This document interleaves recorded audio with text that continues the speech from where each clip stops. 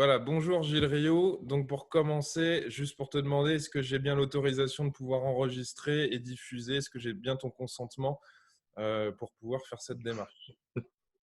Oui, Tu as mon consentement, voilà. Maximilien. Bonjour, Maximilien. Ça te fait sourire, mais ça, on le demande pas toujours. Donc moi, comme ça me permet d'assurer un cadre propre. Voilà, je fais le C'est très psychologue. bien. Alors, pour commencer, déjà, je suis très content que tu puisses répondre à l'invitation. Je pense que je suis clinicien, donc je suis peu aguerri sur les subtilités de la psycho du travail, mais de ce que j'ai compris de ton fonctionnement, je pense que tu seras une personne assez claire pour pouvoir discuter avec moi et éclairer certaines zones d'ombre, peut-être. En tout cas, j'aurais voulu savoir pour commencer d'où tu viens, quelles sont tes formations, si tu pouvais te présenter, nous dire un petit peu dans quoi tu bosses. Sachant qu'on n'a pas que des collègues aguerris en psycho du travail, on parle à tous les Mm. psychologues. Donc, n'hésite pas. Et puis, je te repêche si à un moment donné, c'est pas bien clair pour moi. Voilà, je me permettrai. Oui. D'où je viens, c'est une bonne question. J'ai un parcours, je pense, non, non, mais réellement assez éclectique Ouais, et pas forcément très typique dans la formation en psychologie, puisque si je reprends tout le contexte, et on va le prendre depuis le lycée, j'ai un bac S, mais sans avoir eu la moyenne dans une seule matière scientifique. ah, Donc, c'est les matières littéraires qui m'ont fait avoir mon bac, mais je voulais vraiment faire S parce que les sciences m'intéressaient énormément. Je suis ensuite parti en médecine pour des raisons de tradition familiale essentiellement. d'accord. Et donc, j'ai quand même fait 2 premières années de médecine avec, malgré tout, j'ai touché du doigt les dimensions de sciences humaines qui m'ont vraiment fasciné. J'ai eu la chance d'avoir un psychiatre, prof de culture générale, qui s'appelle Jean Naudin, qui m'a introduit à des questions autour de la phénoménologie, autour de Phénoménal. Canguilhem. Exactement, dans le sud de la Ouais, France, je crois. ouais, tout à fait, à Marseille. Ouais, À Marseille. La phénoménologie, Canguilhem, la question de la santé par Canguilhem, j'ai probablement passé beaucoup trop de temps à lire des trucs comme ça alors qu'il fallait remplir des QCM.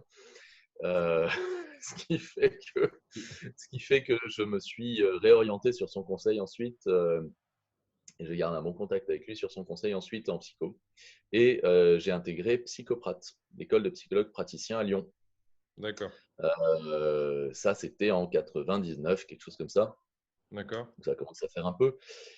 Psychoprate, très très intéressante comme formation, très large, très dense, pour plein de raisons, certaines drôles, d'autres moins, mais c'est la vie étudiante. Je me suis fait botter les fesses de Psychoprate en fin de seconde année. d'accord. Euh, voilà, Méchant c'est la vie. garçon. D'accord. Hmm. Un méchant garçon, quoi. Quoi Oui, alors j'étais pas suffisamment assidu au cours, j'ai pas bossé suffisamment certains partiels. Le niveau de Psychoprate est quand même bon, puisque si tu n'as pas la moyenne partout, effectivement, tu te fais sortir. Mhm. Voilà, et puis bon, j'avais tiré une caricature aussi du directeur Chartier, euh, paix à son âme, qui était une caricature un peu cruelle. Je pense que, enfin, on en a reparlé après autour d'un verre, on s'est réconcilié autour d'un verre, mais D'accord. il avait oublié la caricature, voilà. Il avait un gros nœud papillon en fait, et j'arrivais pas à dessiner sa tête, et donc j'ai dessiné le nœud à la place de sa tête. Pour un Mhm. psychanalyste, tu vois, la tête de nœud, ça, rapidement, ça a percuté. Moi sur le coup, c'était complètement inconscient. C'était très drôle. Bon, voilà. Mais cela dit, je retiens de Psychoprate quand même une formation à la fois très dense, très complète, Ouais, très pratique. Très, très bien son nom. Et je suis parti de là avec l'idée d'abord que je voulais monter une junior entreprise comme il y en avait à Psychoprate. ouais, Et puis, comment dire, on pouvait s'intéresser aux solutions, à la façon dont on atteint un résultat quand on est psychologue. ouais. C'est ça que j'avais en tête. Et autant te dire que quand je suis arrivé à la fac d'Aix-en-Provence en licence et que j'ai découvert l'approche universitaire, ça m'a fait tout drôle. Oui, apparemment, il y a une belle Pour moi, différence entre les deux. Ouais, c'est ce qu'on m'a dit. il y a une énorme différence entre les deux. Il y a vraiment une énorme différence entre les deux. Seule la dernière année ressemble à des années de psychoprate. Seule l'année de Master Pro ressemble à des années de psychoprate. D'accord. Ok. Voilà.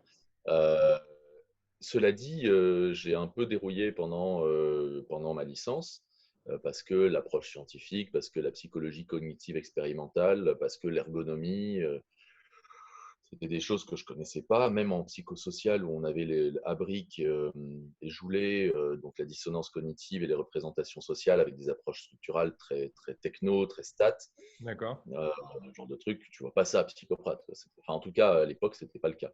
Et donc, j'ai eu cette formation relativement contrastée, éclectique, mais qui finalement euh, fait que enfin, forge mon identité de psychologue.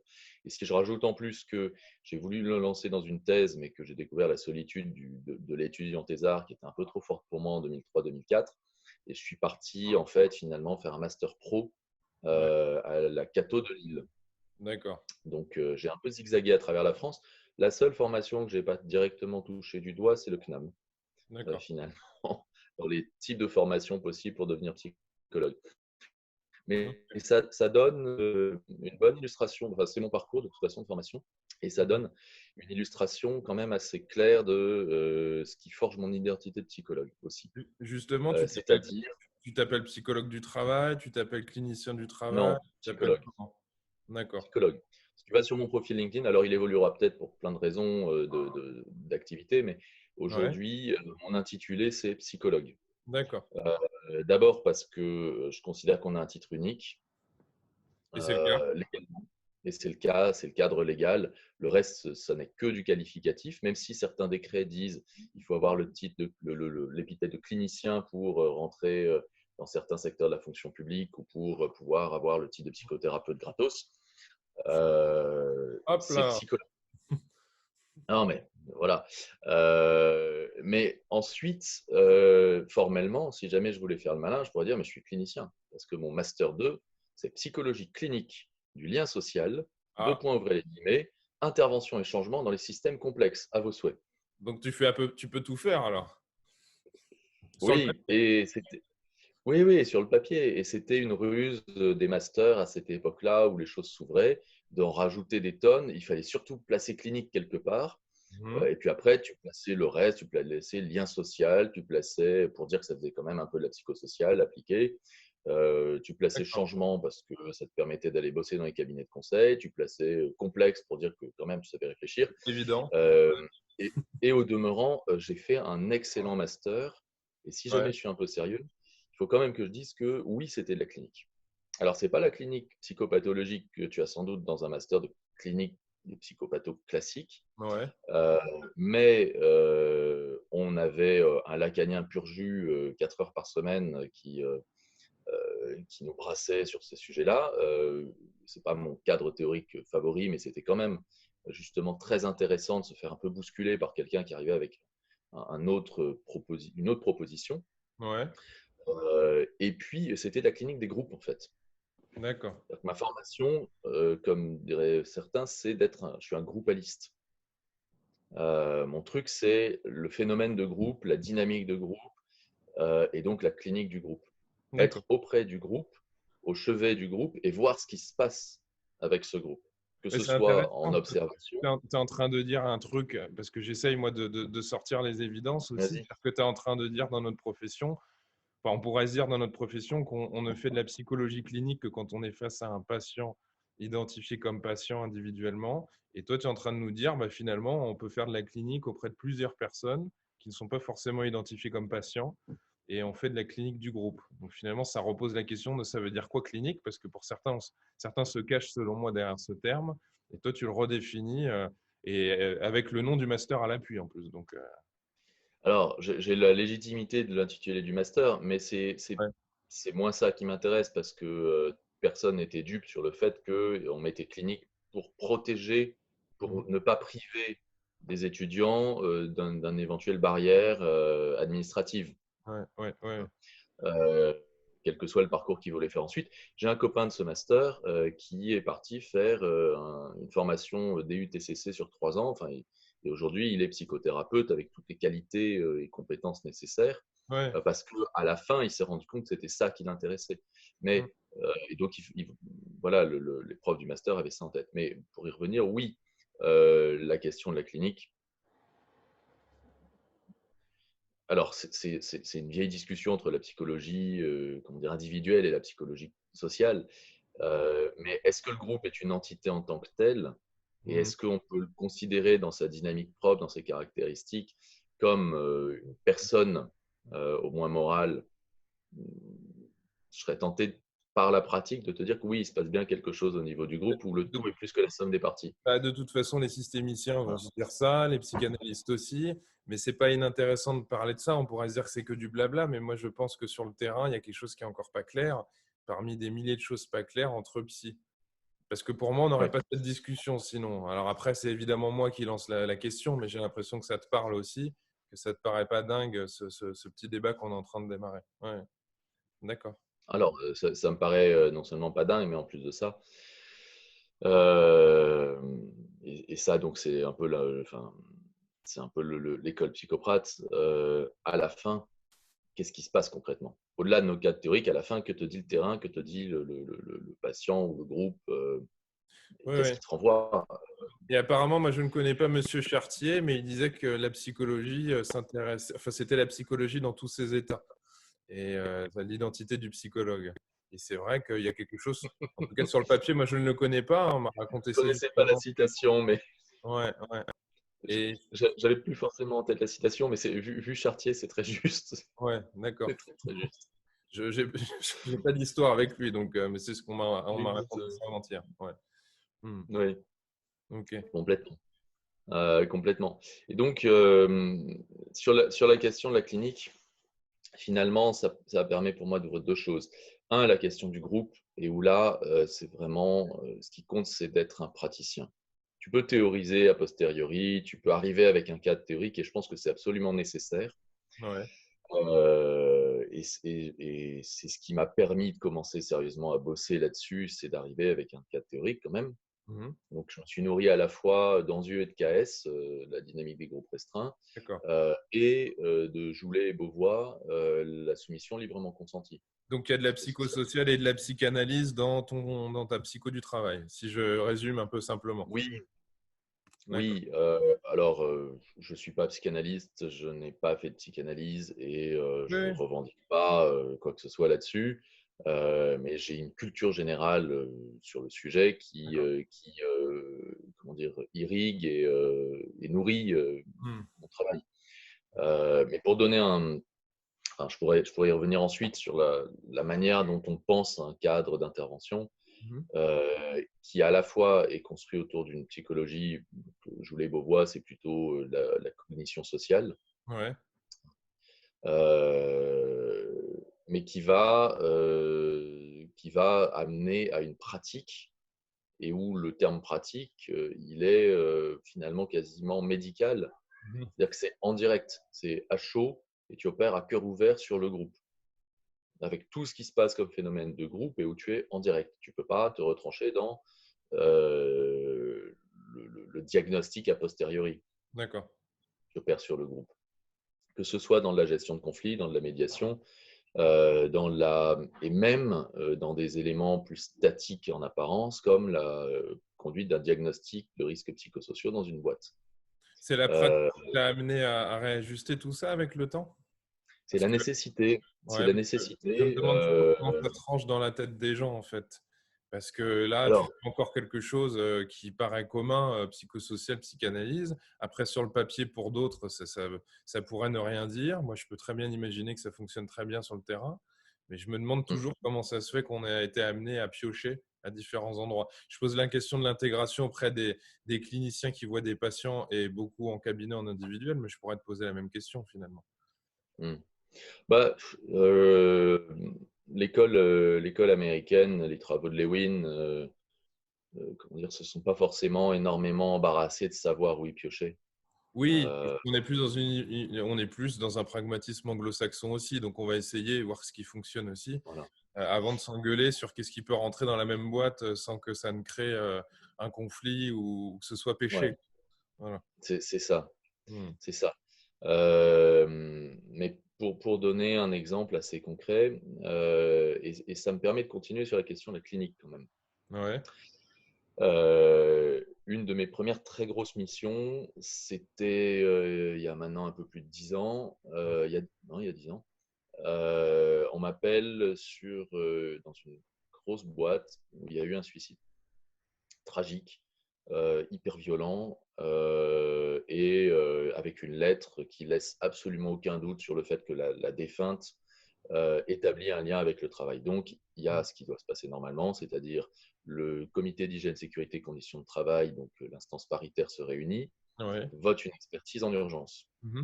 L'expertise, on fait appel à un expert agréé auprès des CHSCT Mmh. qui va venir donner un avis sur la nature des conditions de travail et éventuellement si les conditions dans lesquelles était placée la personne sont susceptibles d'avoir eu un impact sur son état de santé, voire son état psychique. Ouais, grosse C'est pas, question. c'est pas Mmh. une autopsie psychique.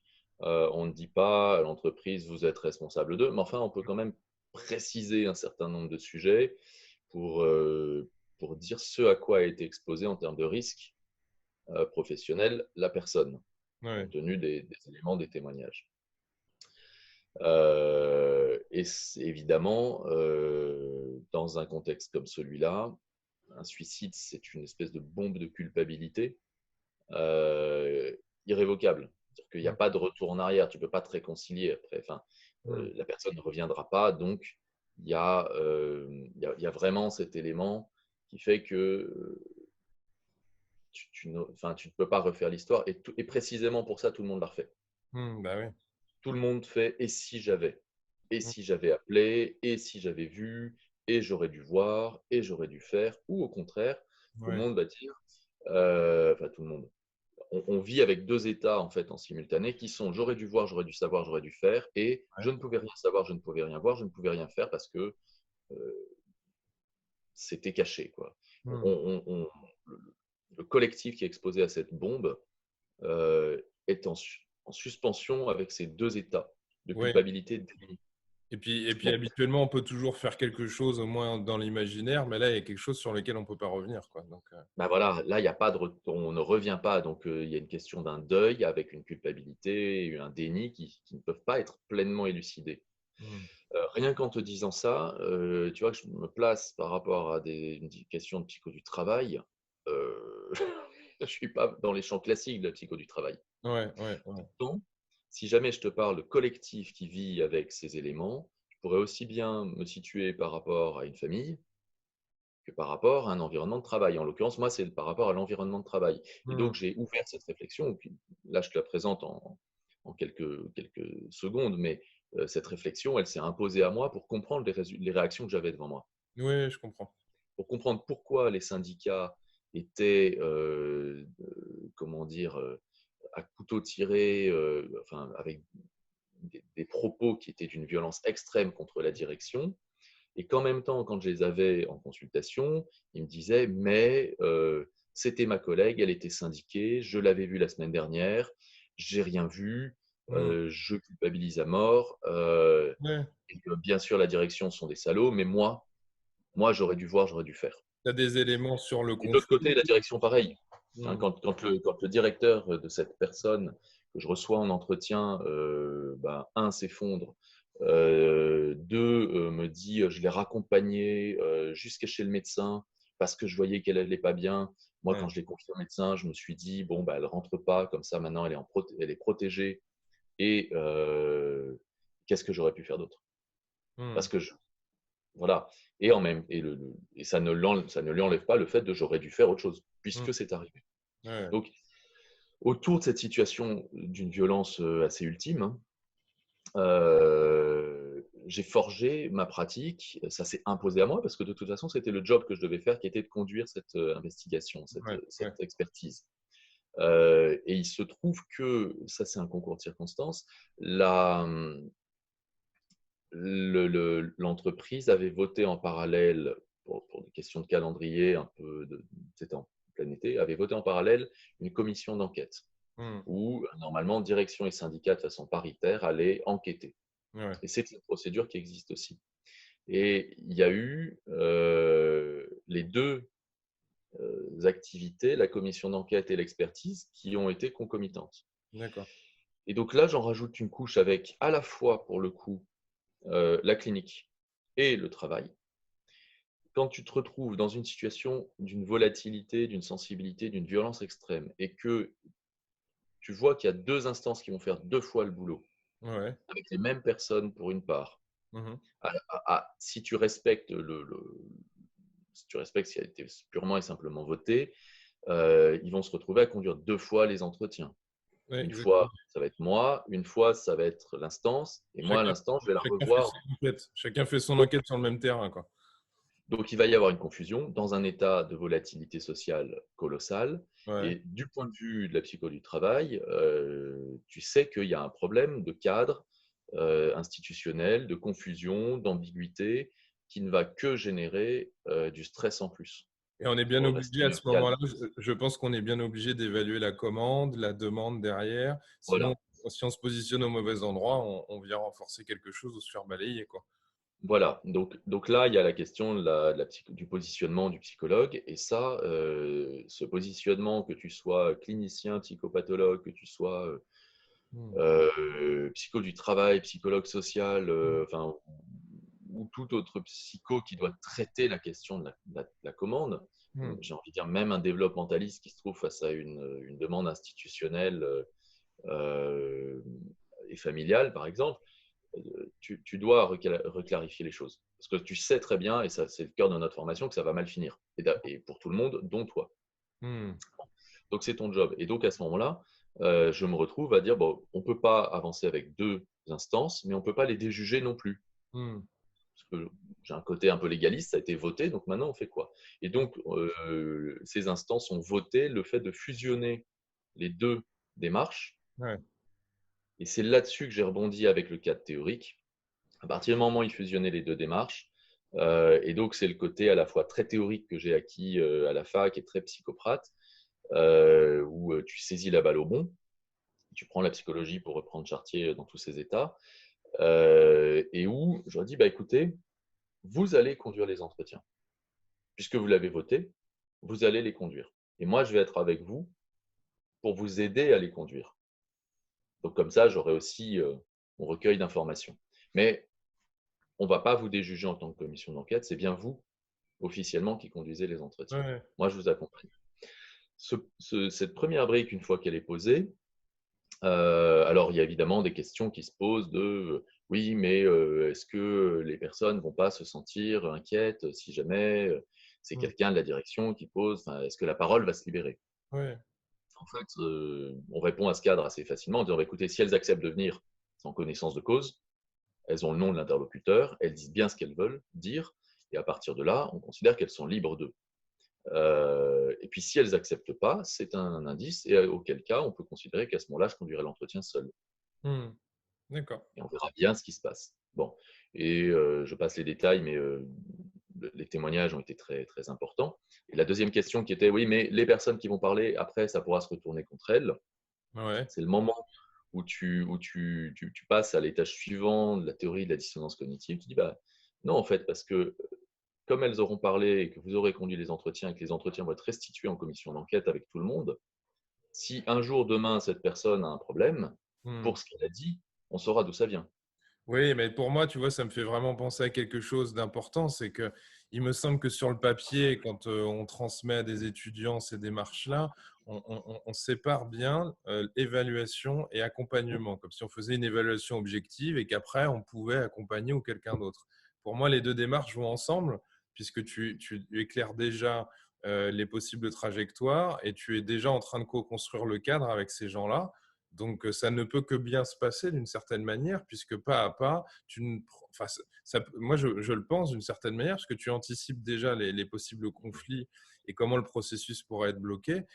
Et donc, j'en arrive presque à l'idée, mais je vais peut-être te laisser finir, mais à me dire que finalement, quand on parle de psycho du travail, je vais être provocateur, hein, mais est-ce que ça ne veut pas rien dire? C'est-à-dire, est-ce que ce ne serait pas de la clinique qui a pris l'habitude, l'expérience d'être en entreprise, quoi, et de s'occuper du salarié, du fonctionnaire ou du libéral, mais en tout cas de la personne qui travaille, et que ce serait finalement que de la clinique, mais spécialisée. Certains seront spécialisés sur le trauma, d'autres seraient spécialisés sur la clinique, d'autres sur les diagnostics, l'évaluation d'intelligence. Voilà.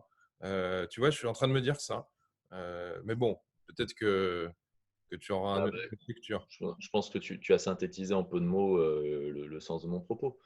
En fait, est-ce qu'on peut être psychologue du travail sérieusement avec la déontologie qui nous lie à ce métier, à ce titre, sans une démarche clinique, je ne crois pas. Ou alors on a un grand Parce que théoricien qui n'a fait que de lire et imaginer des choses, mais qui n'a jamais été sur le terrain, puisque on sait bien que tu peux avoir tout à fait raison, mais que si tu n'embarques pas les gens dans une réflexion avec toi, si tu n'imagines pas ce que ça peut créer dans la tête des gens et des groupes, pour moi, tu fais plus de psycho du travail. En fait, tu risques Alors, je vais aller un peu plus loin. Ouais. Les controverses, pour utiliser le terme qu'ils affectionnent, les plus rugueuses que j'ai pu avoir, c'est avec des psychologues issus du CNAM, Ah, oula. avec les modèles théoriques de la psychodynamique du travail et de la clinique de l'activité d'Yves Clos, Ouais. qui, eux, décalent la question de la clinique ils sont au chevet du travail. Et donc, c'est le travail qu'ils Pas du observent travail, comme enfin, c'est pas la sujet. personne, c'est le travail. D'accord. C'est ça. C'est son activité, indépendamment de la personne, quasiment. Mais il y a Mais une en grosse tenant question. compte. Moi, ça me fait penser aux risques psychosociaux, ça me fait penser à où est-ce qu'on met le psy dans une entreprise. La question que je me suis toujours posée de base, je te coupe un peu, mais c'est peut-être pour alimenter le truc, c'est aussi, est-ce qu'on est là en tant que psy pour faire en sorte que les gens acceptent ce qu'on leur demande et donc finalement leur fait faire de la méditation, on leur apprend à gérer leur stress, etc. Ou est-ce qu'à un moment donné, on regarde la réalité du travail, on n'essaie pas de coordonner les deux d'une certaine manière, pour qui on bosse, quoi. C'est la question que je me pose. Bon, eux, ils bossent pour le travail. Mais est-ce que le travail a du sens dans cette entreprise? Est-ce qu'il est bien amené? Moi, je me pose ces questions-là, mais bon, Non, c'est peut-être daté, mais c'est, question, hein. non, mais je voudrais pas. Donc, je dis que la controverse a pu être rugueuse. Ouais. C'est une école de pensée exigeante, extrêmement développée. Et je n'ai pas du tout la prétention, comment dire, quand bien même j'ai pu me confronter sur certains points, de dire que c'est nul et non avenu. En tout cas, voilà, je puise énormément d'éléments aussi dans ma pratique de ce que j'ai lu d'Yves Clos, de Dejour, de L'Huillier et autres. Voilà, simplement, à un moment, effectivement, dans des discussions sur des expertises avec des collègues, des expertises CHSCT, où il était question, non pas de suicide, mais de harcèlement, Ouais. euh, quand il s'agit quand tu arrives à l'idée que, comment dire, le travail, s'il était enfin bien organisé, bien fait, devrait faire en sorte qu'il ne puisse pas y avoir de violence, Ouais. et que donc à aucun moment on interrogera le comportement propre de l'individu parce que c'est pas le cadre. Ouais. Il y a pour moi une étape Hmm. où la théorie vient s'imposer au Ouais. réel. Tu viens dire Ouais. je ne veux pas savoir quelque chose qui pourtant me saute aux yeux. Mais Ou ça, alors ouais, je suis dans une idéologie qui est un peu, je vais utiliser un terme lourd, mais peut être contextualisé, qui est un peu totalitaire, au sens où euh, elle explique tout, ouais. Ouais. malgré les évidences. Ouais. Et, euh, et pour revenir, et comme a pu l'être, comme ont pu l'être d'autres dérives de notre métier, de notre discipline, qu'on a eu par exemple sur l'autisme ou la mauvaise mère ou ce genre de choses. Bon, on sait aujourd'hui que C'est-à-dire que les bon, points de vue trop tranchés te merci à la dérangent. neurologie de nous avoir remis les pieds sur terre, quoi. Oui, mais tu vois, ça me Dans fait certains penser à aspects, quelque tu vois. chose qui peut parler aux cliniciens, peut-être s'ils ont du mal à raccrocher. Moi, ça me parle en tout cas.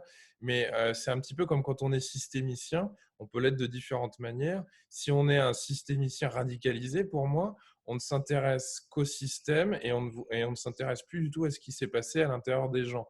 Alors, pourquoi pas? Mais Oui. si on est trop penché sur l'individuel ou trop sur le groupe, en étant penché sur le groupe, les gens n'existent plus, leurs difficultés, l'adaptation interindividuelle n'existe plus, on s'en fout. On se demande comment fonctionne Mhm. le système. Donc, être trop dans l'individu ou trop dans le groupe pourrait poser souci. Mais j'ai envie de dire, ce n'est pas un problème théorique, Alors, encore une fois, c'est un problème d'application et de comment on joue à l'intérieur avec cet équilibre. Tu vois ce que je veux dire? oui, moi je rajouterais que c'est un problème de survie, enfin, ou en tout cas de soutenabilité de notre activité. C'est-à-dire que ce que je t'ai décrit comme cadre d'intervention sur cette première grosse mission, je vais aller juste à la fin pour bien préciser la chose. Donc, ils ont accepté le principe de ces entretiens. Ouais, Il y a eu énormément d'entretiens et ils ont restitué tour à tour, quand on se réunissait en commission d'enquête, le contenu des entretiens. Et le tour de passe-passe, issu de mes cours avec Robert Vincent Joulet, prof de psychosocial, de la théorie de l'engagement, de la dissonance cognitive, le tour de passe-passe était le suivant. C'était pas moi qui allais restituer le contenu des entretiens, c'était eux. Mais comme moi, d'accord. j'avais été présent à chaque entretien, Ouais, en binôme avec l'un d'entre eux, ouais, si la personne omettait une partie un peu dérangeante de l'entretien la concernant, ou concernant ce qu'elle représentait, c'est-à-dire la ouais, direction et les syndicats, ouais. alors j'allais la compléter. D'accord. Et donc, la première fois, c'est un syndicaliste qui commence et il relate assez proprement ce qui a été dit, sauf la partie qui concerne les syndicats. Et donc, toi, Il dit, bon, tu t'autorises à dire ce qu'on aurait peut-être et du mal à dire au sein de l'institution. C'est ça que tu veux dire? ça va un peu plus loin. En fait, non, ça va un peu plus loin. C'est-à-dire que la personne dit, bah voilà, elle a aussi parlé des syndicats, bon, en disant que on n'était peut-être pas tout à fait assez là. Je l'ai arrêté en disant, écoutez, on a fait un débrief, on a noté les points, donc je vais compléter parce qu'il semble que vous avez oublié un petit élément sur la question des syndicats. Euh, Elle a parlé clairement de la manipulation des syndicats pour obtenir des cartes électorales Hmm. et que c'était insupportable pour elle. Hmm. Ah oui, oui, oui, c'est vrai, elle l'a dit, mais j'allais y venir. Oui. Et en fait, euh, cette situation, ce qu'elle provoque le moment où je complète, qu'est-ce qui se passe cliniquement? Et là, on est vraiment dans le côté praticien à chaud. Il y a un message qui part à la vitesse de la lumière à tous les membres du groupe qui ne vont pas avoir le choix que d'être sincères. Hmm. Ils ne veulent pas se refaire aligner par le psychologue et faire compléter leur récit parce qu'ils auraient omis la partie gênante. Hmm. Il vaut mieux que ce soit eux qui se servent la soupe, quoi. Hmm. Mais ce message, il part pour tous. C'est-à-dire qu'il y a le type qui le vit mal sur le moment, mais il y a tous les autres qui savent que ça va être leur tour, Ouais. qui savent qu'ils n'ont plus le choix que d'être sincères et qui vont être sincères dans leur restitution. Hmm. Et moi, à partir de là, je ne vais plus avoir grand-chose à compléter. Ouais. Et ils vont faire l'expérience, qu'ils le veuillent ou non, que sur un sujet extrême comme un cas de suicide, ils vont enfin, pour une fois, être sincères les uns envers les autres. Hmm. Mais en fait, ils n'ont pas le choix. Je les ai soumis librement. J'ai Hmm. vraiment utilisé la technique de la soumission librement consentie. Ils n'ont pas le choix. S'il y en a un qui refuse, il pète le contrat social qui unit ce groupe et il sort.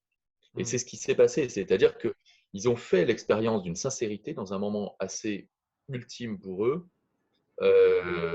Et cette expérience leur a permis de se dire, OK, on peut se retrouver, on peut retrouver un minimum de confiance entre nous. Et c'est à partir de là qu'on va construire non seulement un diagnostic, mais les Ouais. conditions de travail ensemble pour que ça n'arrive plus. Hmm. Hmm. Et donc, le diagnostic, ça revient complètement à ce que tu disais. Le diagnostic, la manière dont le diag est conduit, conditionne la Ah, possibilité de la suite. ça va ensemble puisqu'on Et regarde des choses et pas d'autres. exactement, Donc, on fait des choix. exactement. Mais et tu vois que dans ce moment-là, la question de savoir si tu es un psycho du travail, si tu es un psychosocial ou si tu es un psychoclinicien,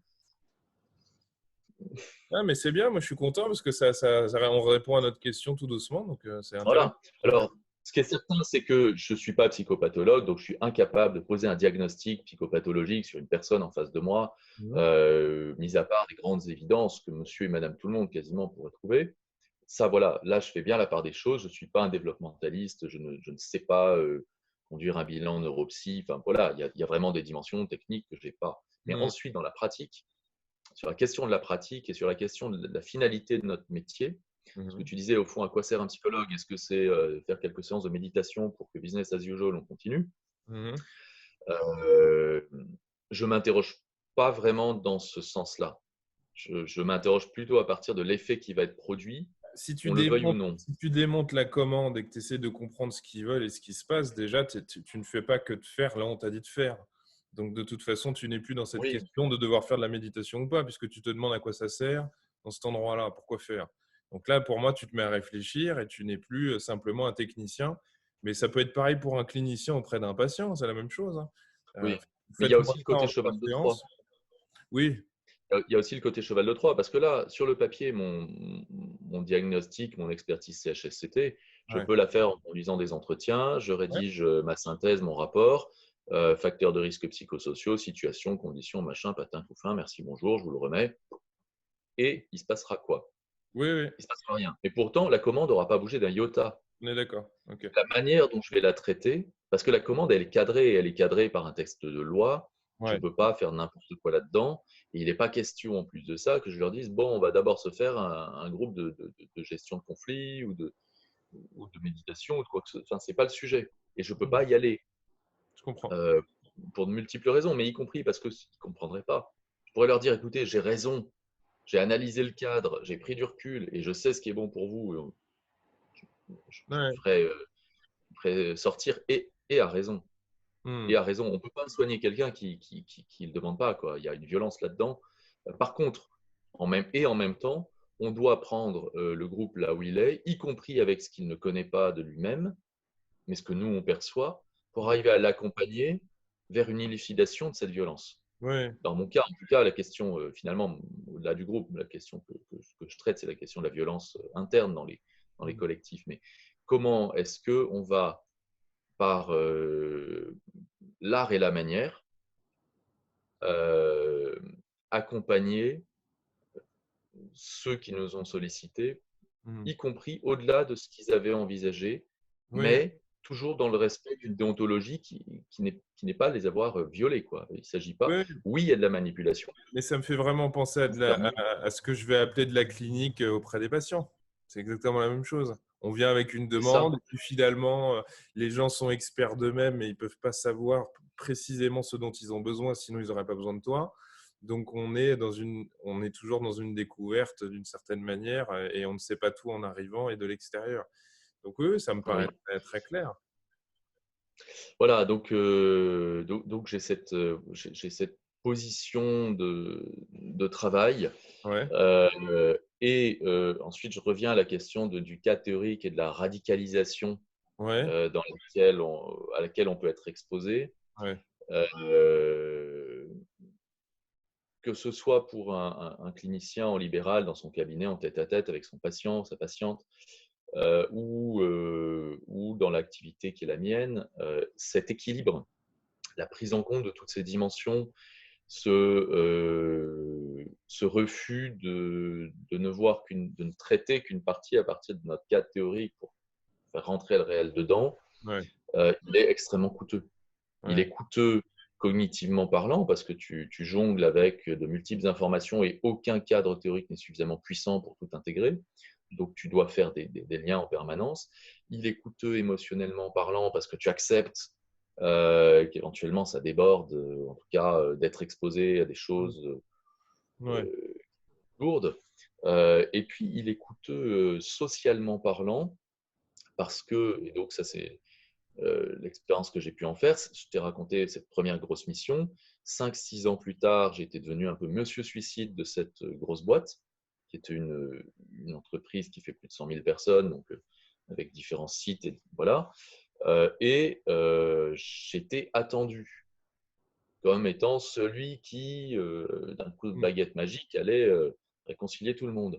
J'étais tellement attendu que certains n'avaient pas du tout intérêt ou envie que ça se réconcilie et Ouais, que il y avait des contre-mesures qui se sont mises en place. je comprends bien. Et que j'ai du travail qui a été saboté et je me suis fait carboniser. Bon, bah, c'est de la clinique familiale, quoi. J'en suis sorti très, très éreinté. Je comprends. Vraiment. Et donc, il y a pas de vérité pure et parfaite.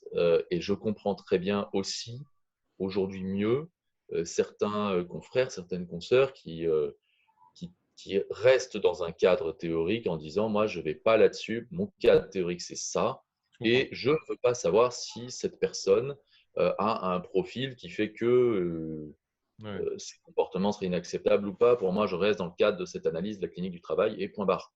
Mm.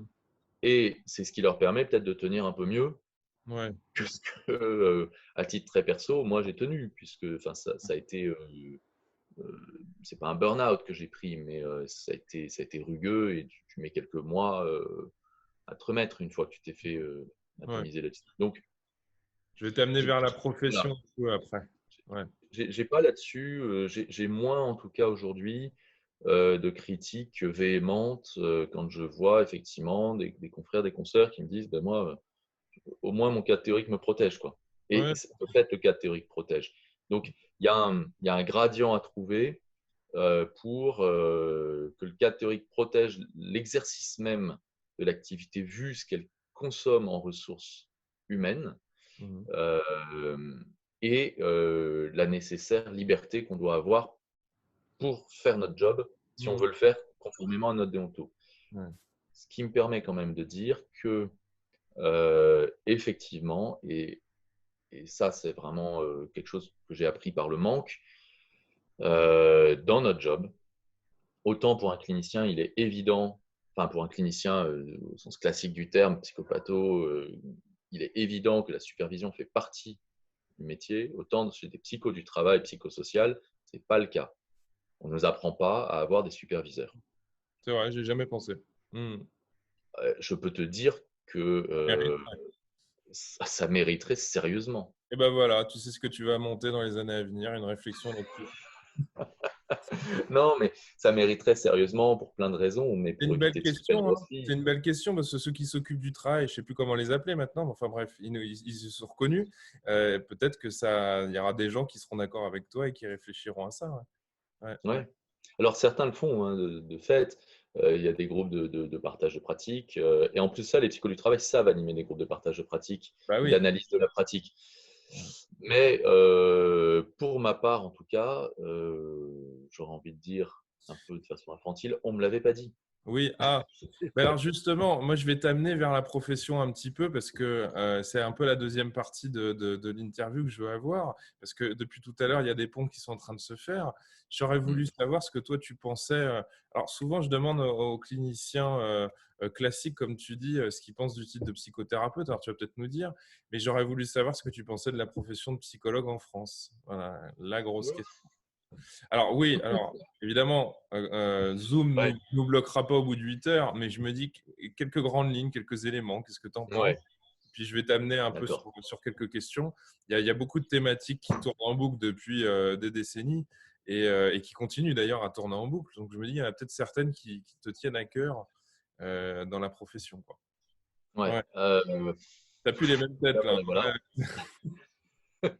Voilà, voilà, voilà. Voilà. Alors, le type de psychothérapeute, je vais la faire courte. J'estime avoir vraiment pas de compétences particulières pour en parler. Pour autant, j'affirme être le premier fondateur du mouvement des Gilets jaunes. Euh, je le dis avec un trait d'humour. On avait organisé, et à mon initiative, mais avec la désorganisation, en tout cas le manque d'organisation euh, qui était le mien à ce moment-là, une manifestation au moment de la création du titre de psychothérapeute sur le Champ de En Mars mars. Bah oui, avec moi, des psychologues. je suis venu couvrir cet événement en tant que journaliste au Cercle Psy à l'époque. Donc, je me Voilà. souviens bien. Ouais. Et donc le signe de ralliement, c'était Un gilet des jaune, gilets je me jaunes. souviens très bien. J'ai encore les photos. Voilà, exactement. Donc, Et ce sera à Gilles, refaire. Je le referai attrapez-le, pareil. attrapez-le, c'est lui. Non, ce sera à refaire. Je le referai un peu différemment. Voilà. Euh, mais c'était intéressant. Et c'est finalement, qu'est-ce que ça m'évoque? Ça m'évoque que l'émoi que ça a pu susciter sur ce titre, quand on voit aujourd'hui concrètement ce qui se passe, c'est-à-dire que tous les ex-psychothérapeutes qui n'ont plus le droit de porter ce titre ont immédiatement trouvé le merveilleux intitulé de psychopraticien Ou ou praticien en autre. psychothérapie. Voilà. Hmm. Enfin voilà, bref. Euh, à la Ouais. fois, il fallait être clair sur la question de ce genre de titre. Je pense que c'est toujours bien, ça, il ne faut pas laisser passer. Et en même temps, En même temps, pour être comment clair, il dire. faut mettre une définition de quoi tu parles, hein. Enfin bon, je vais pas te l'apprendre, hein, mais si tu parles de dissonance Mais bien cognitive, il sûr, faut que mais le prof non, il mais donne une définition. Si tu parles de psychothérapie, il faut que le prof il donne une définition. Sinon, bon. c'est ça. C'est ça. Et donc, il faut être clair là-dessus. Et puis, il faut être clair. On est d'autant plus ému euh, quant à ce qui pourrait toucher notre identité qu'on n'est pas au clair avec notre identité. Voilà. Moi, c'est là où je veux Et en venir. en quoi on n'est Euh, pas clair? Dis-nous un petit peu là. Qu'est-ce que tu veux dire? on n'est pas clair. On n'est pas clair pour plein de raisons. On n'est pas clair. prendre les choses un peu à l'envers. Euh, on se pose des questions aujourd'hui qu'on se posait quand je suis rentré dans la profession, même en tant qu'étudiant, parce que j'étais élu étudiant à l'UFR, donc ça fait plus de 20 ans, qui sont les mêmes. Et à l'époque, j'entendais qu'on se posait ces questions depuis déjà 20 ans. Ah bah, ça prend du temps, Gilles. Oui, mais il y a un moment où, comment dire, ça s'appelle une souffrance ou une question en souffrance, quoi. Hein, Mais comment ça se fait que ça tourne alors? Bah justement, tiens, est-ce que toi, tu as un point de vue là-dessus? Comment ça se fait ben, est-ce qu'on s'est posé les bonnes questions? Moi, en tant que clinicien, je me pose toujours, est-ce que c'est la bonne question déjà? Puis comment hmm. ça se fait qu'on n'a toujours pas de réponse ou qu'on ne veut pas l'acter? Moi, j'ai des idées, j'aimerais savoir ce que toi, tu perçois, quoi. Parce que je suis tout à fait d'accord, il y a des Alors, questions qui sont là depuis historiquement, ouais. elles sont gravées sur des murs. Et je pense qu'on pourrait même faire un mur des psys en France où il y aurait toutes les questions qui sont en suspens depuis une cinquantaine d'années et quelque chose d'historique, quoi, marquer le coup, quoi. Hmm. Ben, j'ai gardé en tête le papier qui est un espèce de, c'est pas un testament, mais c'est vraiment Oula, une, Gilles, il nous parle de une son relecture. testament. Non, une relecture d'un papier de Jean-Léon Beauvois Ouais, sur la fondation de la psychologie à l'université et en fait le deal qui a été fait entre les scientifiques et les littéraires ou ouais, entre comment dire, comment ils les appellent, les acteurs sociaux et les ingénieurs. d'accord. Et dire, en fait, il y a deux psychologues. Il y a celui qui va aller faire du social. Et là, il y en a beaucoup. Ça brasse des cohortes entières parce que, voilà. Il y a ceux qui s'intéressent au modèle et à l'ingénierie, Hmm, les scientifiques. Et l'un avait besoin de l'autre pour fonder la discipline et avoir une autonomie, une indépendance. Il fallait des troupes pour nourrir les UFR et pour remplir les facs et pour dire, regardez, on a du monde, donc on existe. Et en hmm, fait, le programme de recherche était celui des ingénieurs. hmm. Alors, on peut discuter du truc, mais cela dit, je crois qu'il y a une vérité là-dedans, assez importante. Si je prends la psycho est pas dans les sciences humaines, hein, d'un point de vue universitaire. Dans les classifications universitaires, on est dans les sciences de la vie. Quand même marrant. Dans toutes les UFR, Euh, tu trouves ça alors? bah, c'est comme ça, c'est la classif universitaire, on est dans les sciences de la vie, on n'est pas dans les sciences humaines. Enfin, Hmm, sauf à ce que ça ait changé depuis, mais je ne crois pas. Et c'était volontaire. C'était pour dire, en fait, c'est une discipline scientifique. Et donc, qui peut réclamer des méthodes, des outils, des moyens scientifiques. On n'est pas dans les humanités. On est sorti des humanités. On vient bien d'une option de la philo, d'une option pratique, mais on coupe les ponts avec la philo et nous, on s'inscrit dans une démarche scientifique. Euh, donc ça, c'est un premier élément. Alors, il y a des épistémologues qui ont traité ça de façon intéressante. Je ne vais pas y revenir. Je reviens pour le coup, finalement, à ce qui me tient à cœur, c'est-à-dire et à la fin. Et à la fin, le salaire moyen d'un psychologue, c'est 1 600 € par mois. hmm, Et à la fin, il y a un psychologue enfin, un étudiant en psycho sur 12 qui sera titré. hmm. Et à la fin, il y a un psychologue en titre sur 2 qui bossera comme psychologue. Donc, 1 sur 24. Et juste avec ces éléments-là, qui sont des côtes mal taillées, hein, je ne prétends pas avoir le chiffre exact, mais je crois que On je n'en suis aura plutôt dans le jamais. vrai. On n'a jamais de chiffre exact en Non, mais France. je crois que je suis plutôt dans le vrai. Enfin, j'avais fait une petite étude un peu sauvage sur les forums de la FFPP au moment où j'y étais encore. J'en avais un peu ras-le-bol de voir tout et n'importe quoi passer. J'ai quand même eu plus de 1000 réponses et à ma connaissance, c'est une des rares études, aussi mal foutues qu'elles soient, qui existent pour parler des conditions de travail des psychologues. Mhm. Que ce soit le nombre de contrats, le type de contrat, depuis combien de temps, combien d'années après le diplôme vous avez été embauché comme psychologue, est-ce que vous bossez à quotité et combien vous gagnez. Bon. Mais au-delà de ça, juste avec des chiffres qui sont dans cet ordre de grandeur, ça Ouais. ne peut que mal aller. On ne peut Ok. que être en souffrance. Hmm. Juste avec ça. Euh, et, euh,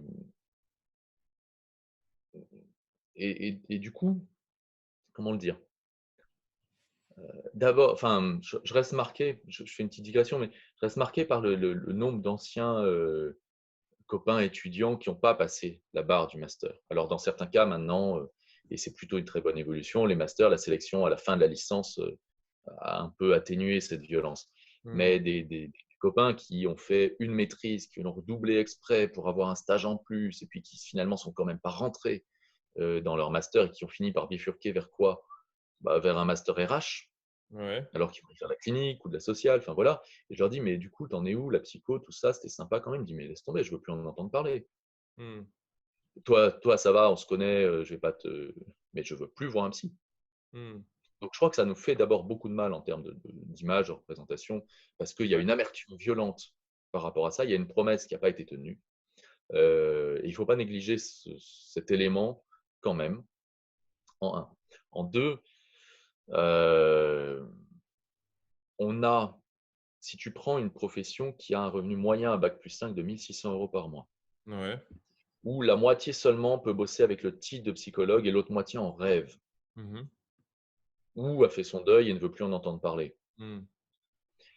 Euh, quand tu te retrouves à discuter, et donc c'est un peu une application là aussi de la dissonance cognitive, quand tu te retrouves à discuter, qu'est-ce qui se passe? Finalement, pour être bien précis dans mes mots, tu viens rationaliser a posteriori la misère dans laquelle tu te trouves. Ça, c'est mon hypothèse de fond. C'est-à-dire que parce qu'on est maltraité, parce qu'on est mal embauché, parce qu'on est mal payé, Mhm. alors on est dans le vrai. Hmm. Sinon, ça ne voudrait rien dire. Finalement, tu es en train de Donc en nommer fait, on est un des peu clair. martyrs. Tu es en train de On nommer est un des peu clair. martyrs. Hmm. On Hmm. est des martyrs et on a bien raison d'être des martyrs. On Parce que, ira au paradis? On ira au paradis, tu crois? ouais, on va éviter de se faire sauter, euh, Hmm. mais en même temps, quand je dis on va éviter de se faire sauter, je vais revenir parce que du suicide de psy en instance, j'en ai vu. Mhm. Des psys qui sortent sabre au clair devant la mitraille et qui se font défoncer et qui se font carboniser et qui n'y reviendront plus, j'en ai vu. Mhm. Et je ne suis pas passé très loin par Hmm. certains aspects. Mais des psys qui dévissent complètement et qui disent oui, mais moi, cette personne, elle m'a dit qu'elle prenait des antidépresseurs, donc elle est dépressive et donc elle va pas bien. Tu vois, le glissement qui s'opère et le switch, et la personne se fait virer. Et c'est normal de la virer. Et moi, un psy, si j'avais une boîte où je fais travailler des psychologues, où j'entends un de mes psys dire ça devant un client, je le sanctionne. Hmm. Quand bien même ensuite je m'occupe de comprendre la souffrance dans laquelle il s'est trouvé ou elle s'est trouvée pour arriver à sortir ça, je sanctionne. Hmm. Euh, mais pourquoi on en arrive là? On en arrive là parce qu'on a un sentiment d'impuissance, que à être mal payé et que à être précaire globalement, euh, on s'invente des combats et on surinvestit des combats. Hmm. Et donc, un des éléments qui me pose problème, et du coup je reviens sur la question de la clinique, c'est aussi de voir des cliniciens psychopathologues centrés sur la clinique de l'individu, en tête-à-tête, le suivi thérapique, etc., s'inventer de là où ils sont, de leur poste de psychologue clinicien en institution, un positionnement de psychosocial ou de psycho-institutionnel Mhm. et se faire l'analyste des dysfonctionnements institutionnels. Tu peux en C'est-à-dire que avoir, leur mais tu n'es place pas à n'est la pas bonne bien place. claire. C'est ça, tu es en train de dire que leur place n'est pas bien claire et comme ils ne la trouvent pas, Mais elle est claire. Elle est ouais, claire, la place. pour eux, ils se décaleraient au fur et à mesure de leur mission première. C'est ça que tu veux dire? Oui. Et ils se transforment en ersatz de syndicats, en Oui, ersatz de syndicalistes. Alors, des psychologues qui sont syndicalistes et qui ont une casquette de syndicat, c'est clair. c'est clair, et ils interviennent en disant, écoutez, moi, voilà, je pense que ça va pas, monsieur, madame, le directeur, les conditions de travail, les problèmes que ça pose, et éventuellement, juste de certaines de mes compétences pour Hmm. développer un peu mon analyse. Ouais. Mais combien j'en ai vu qui ne prennent pas cette précaution du statut et, qui, face à la souffrance qu'ils perçoivent et surtout face à la limite des moyens qu'ils perçoivent, y compris les leurs, commencent à développer une forme de perfidie sur l'institution dans laquelle ils sont, beaucoup. Et je crois que c'est la conséquence d'abord de la faiblesse de notre profession. Mhm. C'est-à-dire que c'est pas euh, c'est pas fondamentalement, c'est pas les compétences qu'on acquiert qui nous donnent des capacités d'analyse qui nous amènent à dire ça.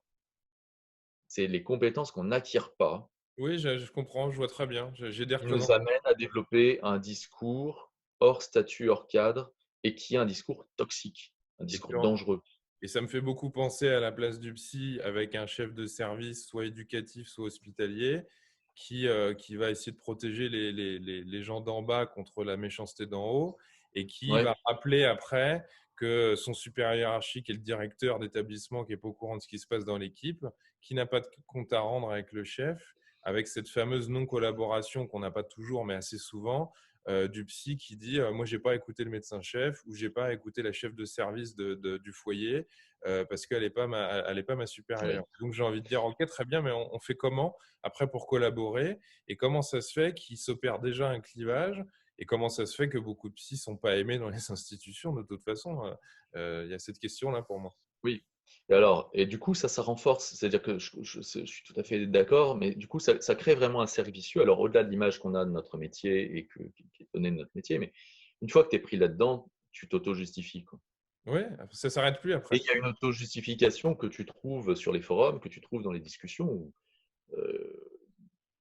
tu sais qu'il y a un problème. Ça Enfin, renvoie, il y a toujours quelqu'un qui veut clarifier ça, et à chaque fois dans les débats, que ce soit sur les forums ou ailleurs, on en arrive à la question de oui, mais alors, dans la convention, qui est ton supérieur hiérarchique? Après, on dit c'est un cadre technique ou c'est un cadre hiérarchique.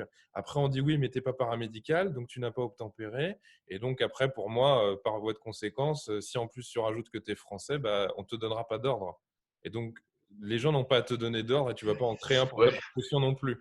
Voilà, j'exagère un peu, je fais ça vite, mais il y a quelque chose Non, comme ça mais pour moi.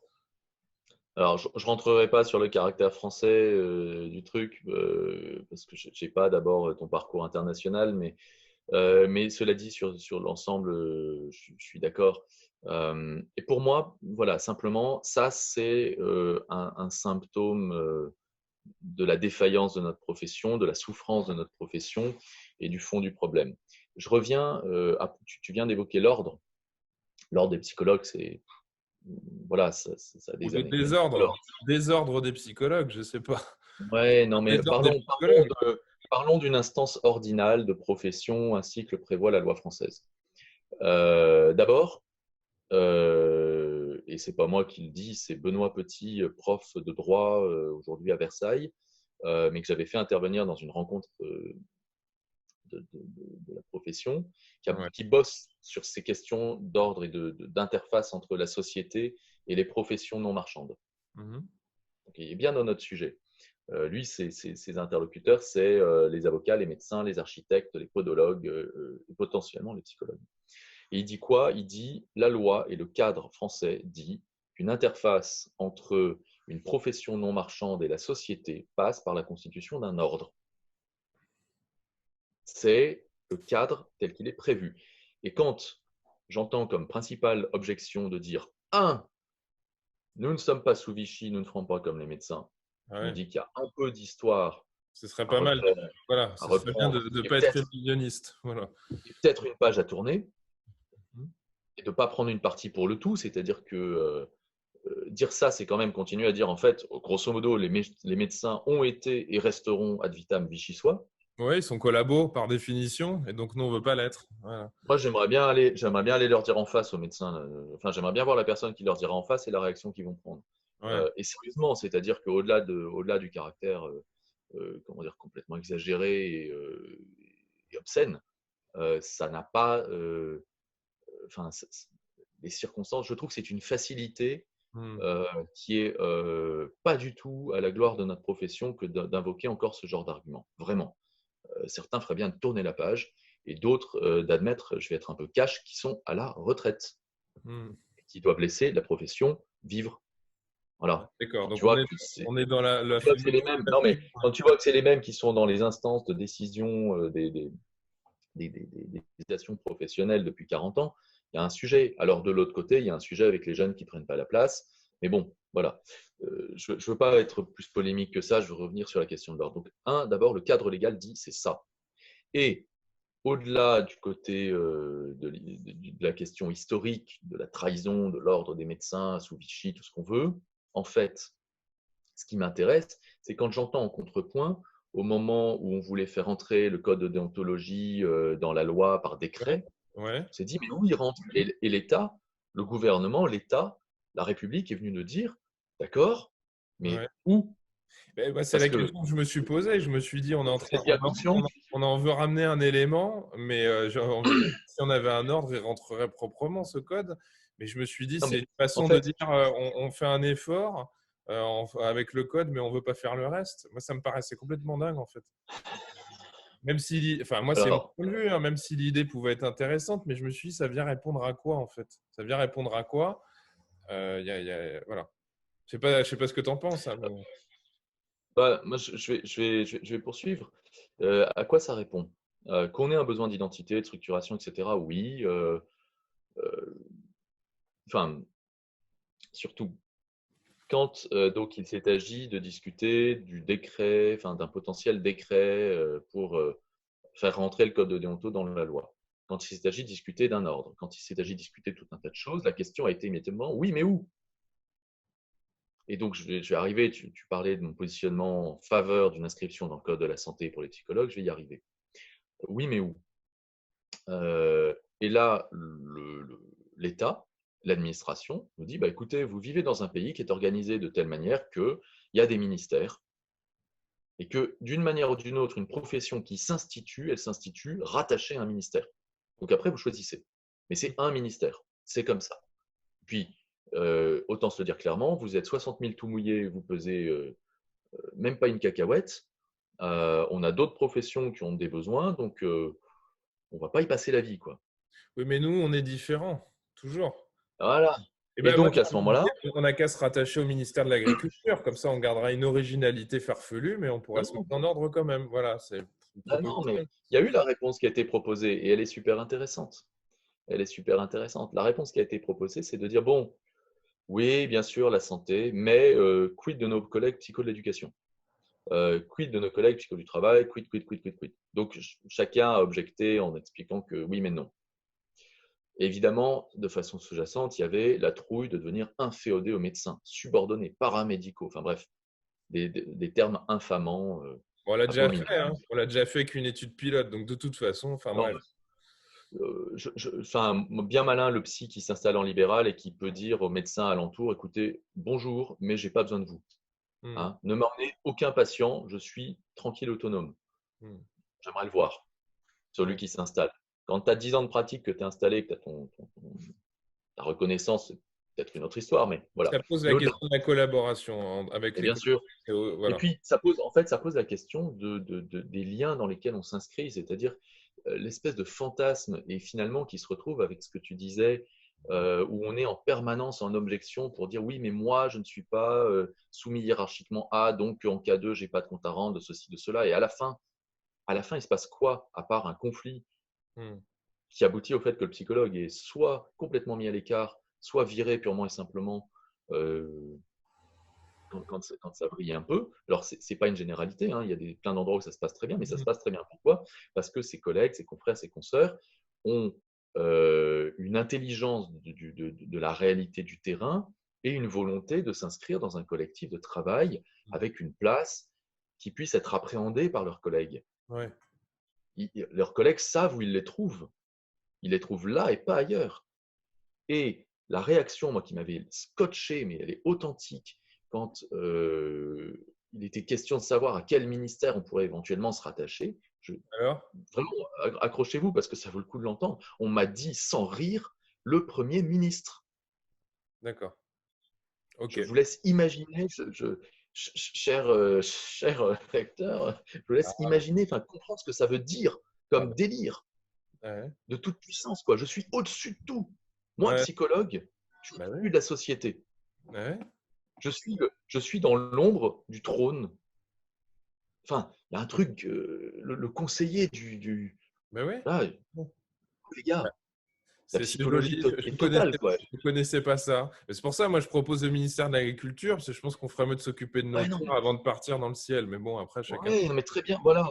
Alors, ouais, tout à fait, mais quand tu entends le Premier ministre, tu te dis, Ouais. non, mais c'est pas possible. Enfin, Et on a un problème de réalisme. oui, et puis il y a peut-être aussi Enfin, moi, je pense il y a des angoisses primaires de psy envers les médecins et qu'on ne peut pas se retrouver à côté de. Enfin, bon, après, ça, c'est un autre débat. Oui, Et alors des trucs que les comme ça, médecins soient pas tous des voilà, que les médecins soient pas des enfants de cœur, que l'éducation des médecins les forme à diriger sans trop se poser de questions et à instrumentaliser éventuellement des choses qui mériteraient un peu plus. Pourquoi pas? Enfin, je travaille, comme je l'ai dit, j'ai fait médecine par atavisme familial.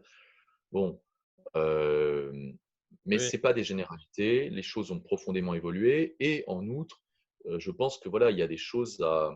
En fait, je crois qu'il faut à la fois en même temps être très exigeant et vigilant pour ne pas se laisser embarquer, parce qu'effectivement, le ministère de la Santé est plutôt médicalisé et que donc des réflexes de classement peuvent aller très vite. Pour avoir fréquenté le ministère de la Santé sur des missions que j'ai conduites, oui, c'est une administration, elle veut classer oui. et c'est son job. C'est Donc à intéressant. partir de là, J'en ai croisé sur, d'autres, des psychologues comme toi qui passent par le ministère de la Santé. Et donc, j'ai envie de dire, bah, c'est marrant finalement, la réalité fait qu'on y passe à un moment donné, mais officiellement, on ne veut pas y être attaché, la profession ne voudrait pas. Voilà. alors non, j'y suis passé pour des missions que je conduisais, Oui, oui, oui, mais en tant que pilotage psy, de j'imagine. missions. En tant que psy, pas en tant qu'infirmier. En tant Oh, que non, non, non, non, non, non, mais c'est le ministère de la Santé qui avait lancé une étude auprès des EHPAD et donc je pilotais une partie de l'étude. Oui, donc Euh, on peut être voilà. psychologue et travailler avec le ministère de la Santé. Oui, Et en plus, on oui. peut être psychologue du travail. Tu étais au Alors, au non, chevet du non. travail. Objectivement, pour être tout à fait rigoureux, j'étais chargé de mission. Donc, Ouais, je ouais. savais que j'avais une formation de psychologue, mais j'intervenais comme chargé de mission, Bah pilote oui, d'une mission. Bon. bah oui, Mais c'est pas. oui, mais c'est avec tes compétences de psy que tu as pu faire ce boulot-là. Pas Oui, complètement, si tu veux, mais oui. voilà. Mais en fait, non, mais ça permet de clarifier un peu les choses. C'est-à-dire que les compétences de psy et la psychologie mènent à tout, à condition d'accepter qu'on en sorte quand finalement on s'appuie sur des compétences de psychologue, mais on ne fait pas un métier de psychologue. Moi, je faisais un métier de chargé de mission avec tout mon bagage psychologue, mais dans ce métier-là, je n'exerçais pas sous l'égide du code J'ai de bien compris. déontologie. J'ai Il bien y avait compris. des éléments qui ne revenaient pas du métier. Bon, Ouais, ouais. mais on peut un peu préciser par rapport à ça. Euh, du coup, pour moi, au fond, euh, je pense que on est aujourd'hui pris, et on est pris en fait depuis des années, des dizaines d'années, dans une espèce de souffrance qui fait que on se plaint de notre situation tout en la valorisant. C'est-à-dire que si je souffre, c'est bien que je suis dans le vrai, c'est le côté martyr. Et donc, il ne faudrait pas que j'arrête de souffrir parce que ça voudrait dire que je suis corrompu, quoi. Si j'arrête de souffrir, c'est que je ne suis plus un martyr, donc c'est que j'ai arrêté de chercher la vérité. Mhm. Donc, malheur à qui ne souffre pas dans son métier de psychologue. Et en même temps, je pourrais en sortir en prenant un certain nombre de décisions, de clarifications, en arrêtant d'entretenir auprès des jeunes générations des fantasmes de toute puissance, au sens où je suis partout et nulle part, je ne rends de compte à personne et tout le monde en même temps, et j'explique tout surtout que ça aille du patient à l'institution, parce que je suis psychologue. Donc tu parles Et c'est aussi de faux. la formation universitaire, de Ben la oui, transmission, quoi. ben oui, ben bien sûr. Mais bien sûr, j'en veux aux profs qui font de leur cours des champs de bataille idéologiques sur la profession. Enfin, et il faudrait qu'ils commencent d'abord par pratiquer, pour bon nombre. Hmm. Il faut être clair. Quelques-uns, j'avais des souvenirs, les yeux grands ouverts, tout écarquillé avec des étoiles dedans, des profs qui me parlaient de leur cas pratique. Et puis tu te rends compte en fait que d'année en année, ils parlent toujours du même cas pratique, Ouais, ouais. clinique, et que leur activité en cabinet, ça se résume à 4 patients qui se battent sur. Ah oui? Enfin, Ah, j'ai connu. J'ai connu. ça va, quoi. Ça va. Où c'est Enfin, les et étudiants, ça, c'est les étudiants, c'est une où c'est forfanterie. ouais, ouais, non, mais ou parfois c'est pas les étudiants, c'est les patients, les cas, les situations qui ont été rencontrées durant la thèse du professeur en face de toi il y a environ Oui, 24 ans. mais oui, mais voilà. Et ça, c'est une Ouais. forfanterie. Et ça inocule un poison durable parce qu'il n'y a pas moyen de vérifier contre ça, quoi. Ce qui se Donc, passe justement, c'est que l'Ordre des psychologues du Québec, c'est ce qui se disait dans la première interview, l'Ordre fait en sorte que les cursus universitaires répondent à des standards de l'Ordre et que tout ça fonctionne de concert. Parce oui, que pour moi, se pose la question de l'autonomisation de l'autonomie de certaines UFR, et c'est une très bonne chose d'une certaine manière, mais on peut aussi être amené à refaire la psychologie et le métier de non, psychologue mais jusqu'où on veut, dans certains endroits. Et donc, il faut pas, voilà. ça pose problème en fait à ce moment-là. Et en fait, il faut bien être au clair. On a une formation, une discipline universitaire et on a un métier de praticien. Et il faut, je pense aujourd'hui beaucoup plus que dans la formation universitaire, les exigences du métier soient ancrées et réservées, protégées. On ne peut pas admettre que le psy va se former sur le tas, le psychologue va se former sur le tas au gré des carences ou des surinvestissements de tel UFR qui est totalement orienté, je ne sais pas moi, développement ou ceci ou cela. Enfin, Hmm. j'ai eu la chance d'être à Aix où le cursus était très complet, puisqu'on avait la clinique psychopathologique, psychanalytique, cognitive, la cognition sociale, des représentations sociales, le développement, de la neuro, psy, de l'ergonomie cognitive avec le Hmm. patient. C'était très complet, mais ce n'est pas le cas de toutes les facs, Hmm. du tout. Et on sort avec le même titre. Et il y a un problème. Oui, je Parce suis que, d'accord. et puis, ne serait-ce que ça, c'est déjà pas mal quand c'est complet, mais l'enseignement universitaire ne fait pas le praticien. Hmm. Et attendre la dernière année de master, alors à l'époque, on me disait pas de stage en master 1, maintenant ça a un peu évolué, mais attendre la dernière année de master pour finalement être vraiment sous la supervision d'un confrère, d'une consoeur, pour commencer à comprendre ce que c'est que le métier dans lequel on s'engage, vu l'investissement psychique que nécessite ce job. Et je ne Dingue, parle pas hein. de la question de la vocation. Je ne parle pas de la question de la vocation. Je veux mettre la vocation de côté. J'aimerais qu'on puisse avoir des gens qui sont d'excellents praticiens sans être des moines templiers de la psychologie. Tu vois. Tu peux avoir une vocation, si elle s'appuie sur un fantasme, il y a un problème aussi. Donc, tu es Non, en mais train de voilà. parler de réalité, quoi. Donc, j'appuie volontiers de mes voeux l'existence d'un ordre sur, qui prend comme exigence l'édification d'une profession. Hmm. Et de ce point de vue-là, ça peut être très proche de ce qui se passe au Québec. Ensuite, de la même manière, je pense qu'un internat, entre guillemets, de psychologie serait pas du luxe, à tout niveau, y compris et peut-être d'abord parce que la constitution d'un tel parcours de fin d'études, outre la robustesse de compétences enfin, par le travail entre pairs que ça donnerait, nous donnerait une visibilité, une légitimité institutionnelle qu'aujourd'hui on n'a pas. Hmm.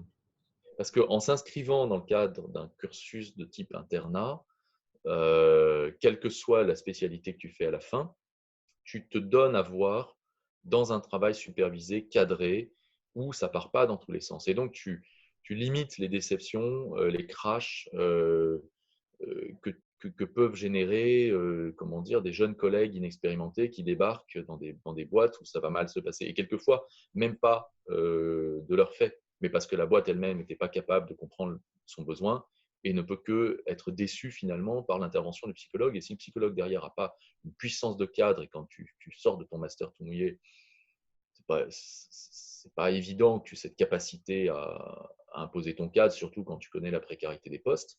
Ben oui. Ça crée des conditions douloureuses. Donc, je suis tout à fait pour ça. Et ensuite, la question, elle est pragmatique et elle n'est pas vite répondue, pour reprendre une actualité rigolote. Mais la question, c'est de dire, OK, si on va vers ça, à un moment, on a en face de nous des interlocuteurs qui ont une réalité, qui représentent non seulement une institution, mais une société, et qui nous disent, il y a une place pour ça. Et si vous ne voulez pas y rentrer, bah, ce n'est pas notre problème. Ouais. Et vous Comment restez en souffrance. Et que les psychologues restent en souffrance, là-dedans, c'est un peu comment dire, le dernier des soucis du ministère de la Santé, quoi. Ouais. Ouais, je me Voilà. doute. Et quand on regarde un peu objectivement, le ministère de la Santé, le nombre de mains tendues qui ont été faites auprès des psychologues pour dire on a besoin de vous, alors pour des raisons saines ou pas saines, parce qu'il n'y a plus assez de psychiatres, parce que peu importe, mais enfin c'est une réalité. De dire on a besoin de vous, est-ce qu'on peut discuter? Et les psychologues qui ont dit ah oui, non mais alors nous, nos conditions, c'est ça, ça, ça, ça, ça, ça, ça, ça, ça, ça, ça, ça, ça. Le ministère de la Santé dit bon attendez, vous savez quoi? On va appeler les infirmières, on va leur donner 2 ans de formation en psy, et puis on va travailler avec des gens qui ont envie de bosser, quoi. Hmm. Et je crois qu'il y a un fantasme de la compromission dans notre métier qui nous est extrêmement préjudiciable. Une espèce d'idée de la pure psychologie Hmm. qui vraiment fait des ravages. Donc, il faudrait vraiment sortir de ça. Alors, je ne vais pas me lancer dans une réflexion sur, comment dire, sur l'organisation des organisations de psychologues. Ce n'est pas le sujet de l'interview, mais on pourrait en discuter une autre fois. Mais par rapport à ça, si on pense à la finalité de notre job, je ne vois pas comment,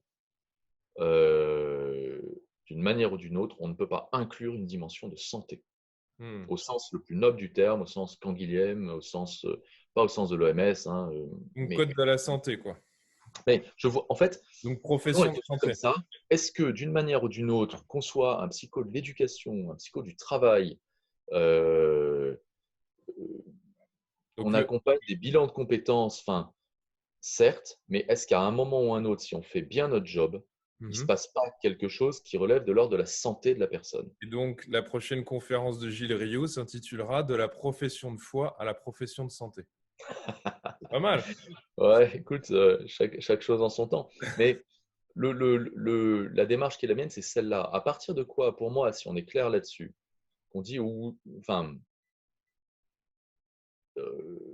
si ce point peut être entendu, en tout cas, je crois que ça ouvre des capacités, des possibilités de discussion avec un ministère en disant, voilà, euh, on peut rentrer là-dedans et on va discuter du coup de l'adaptation et de la spécificité de notre profession, parce qu'il y en a quand même une Mhm.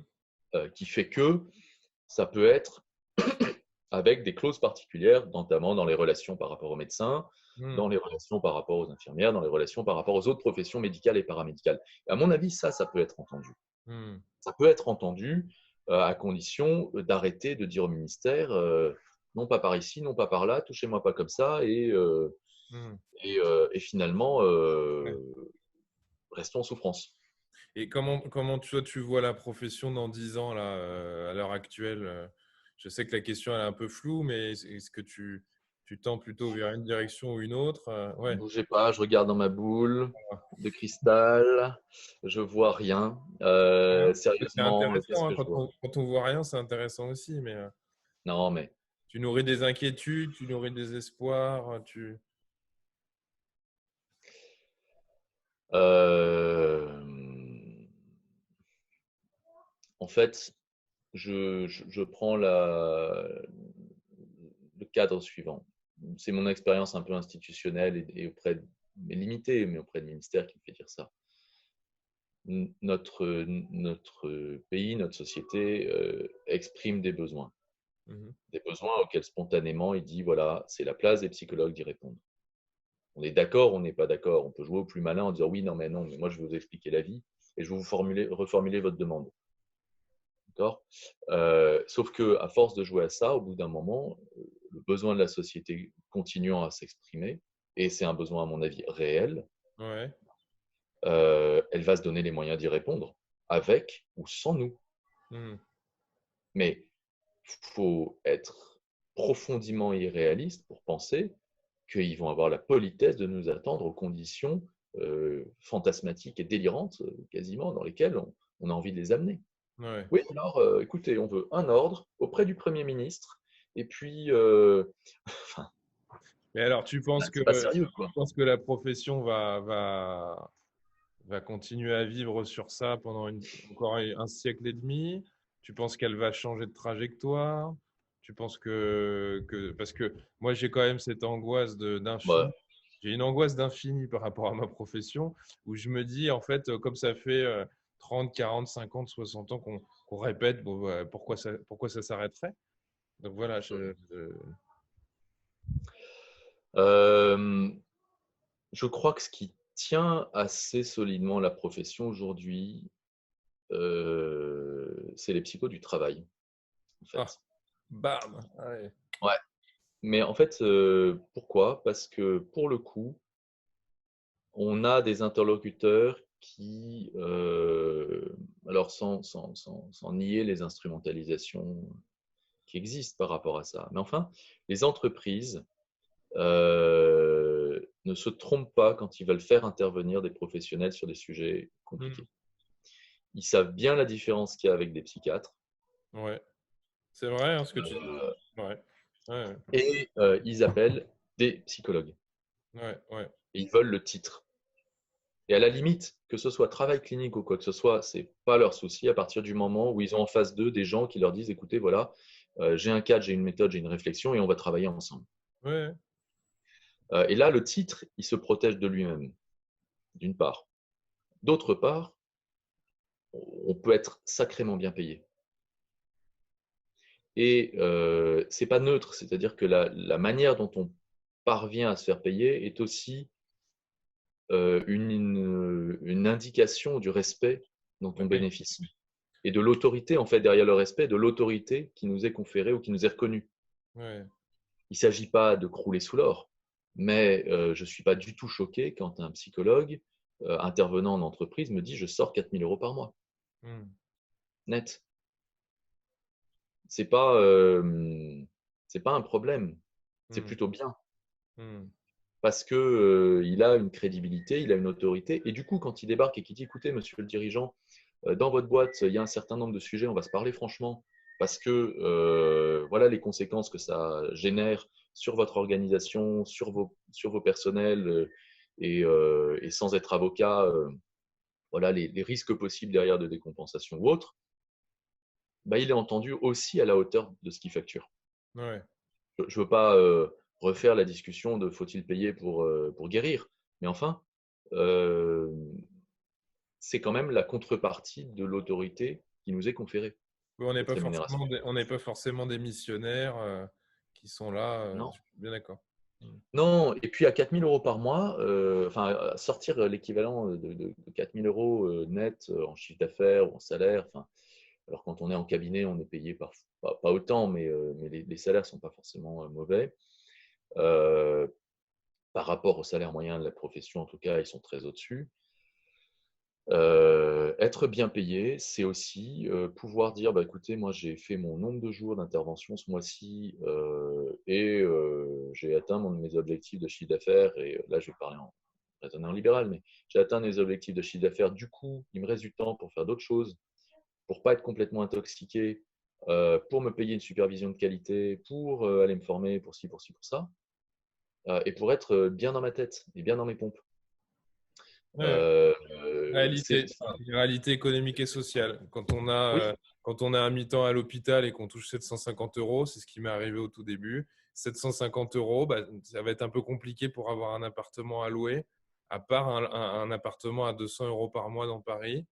Voilà, donc c'est un peu compliqué après pour pouvoir se poser, pour pouvoir réfléchir bien comme il faut. On est d'accord. oui, Hmm. oui, oui, mais je crois vraiment que cette précarité, elle alimente violemment, je le redis parce que pour moi c'est le point central, elle alimente violemment l'espèce de masochisme et d'éloge du martyr, du psychologue qui aurait, comment dire, raison contre tous, quoi.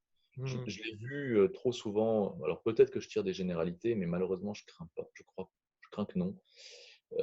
Mais j'ai vu voilà, des jeunes confrères, des jeunes consoeurs se cramer comme ça, douloureusement, quoi. Et donc, il y a aussi pour moi, il y a une exigence déontologique à sortir de ce discours.